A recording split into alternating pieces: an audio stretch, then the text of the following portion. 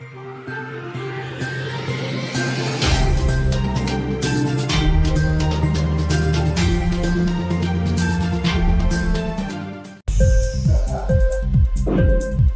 TV prime time news కి స్వాగతం.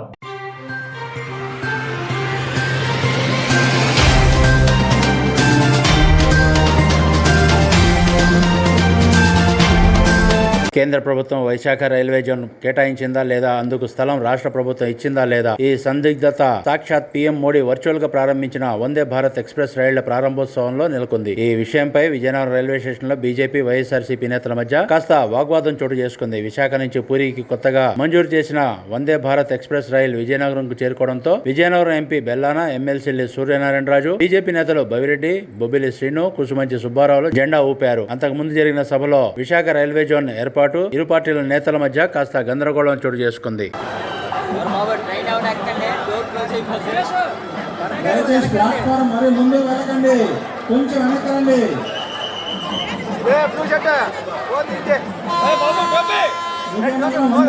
స్వాగతం సుస్వాగతం.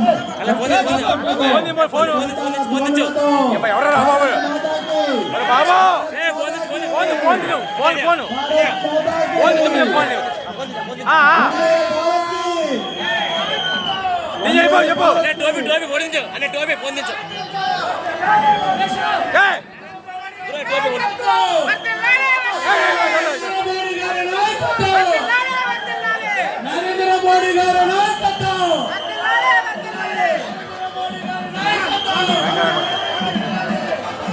భారత్ మాతా కీ, భారత్ మాతా కీ, భారత్ మాతా కీ.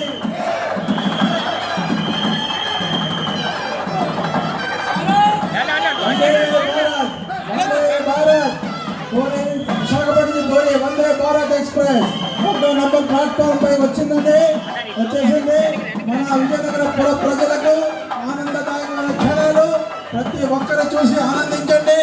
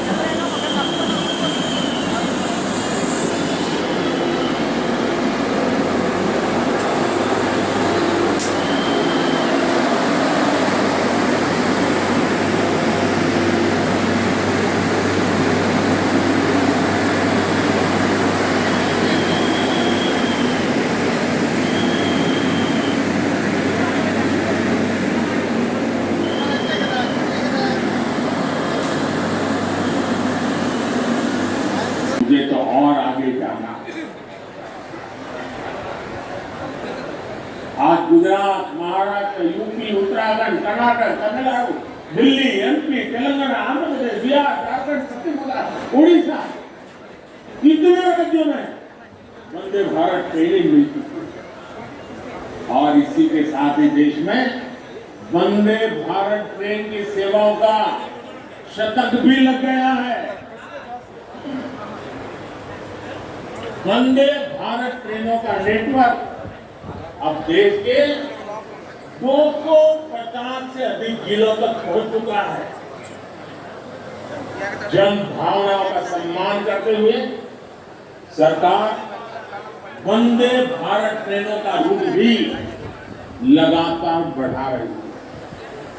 अहमदाबाद जामनगर वंदे भारत ट्रेन अब द्वारिका तक जाएगी। और मैं तो अभी अभी द्वारिका में जाकर के डुबकी लगा के आया हूं।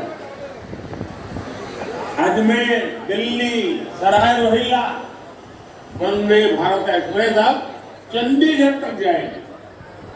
गोरखपुर लखनऊ वंदे भारत एक्सप्रेस अब प्रयागराज तक जाएगी। और इस बार तो कुंभ का मेला होने वाला है, तो उसका महत्व और बढ़ जाएगा। तिरुवनंतपुरम బీటెక్ గ్రౌండ్ దగ్గర బీసీ కాలేజీలో ఉన్నటువంటి మ్యాంగో యార్డ్ దగ్గర ఫ్లైఓవర్ బ్రిడ్జ్ కూడా ఆలోచన వచ్చే వారం ప్రారంభించడం జరిగింది. అదే రోజు చీపురుపల్లిలో ఒక రైల్వే స్టేషన్ అభివృద్ధి ఫ్లైఓవర్ బ్రిడ్జ్ కూడా ప్రారంభించడం జరిగింది.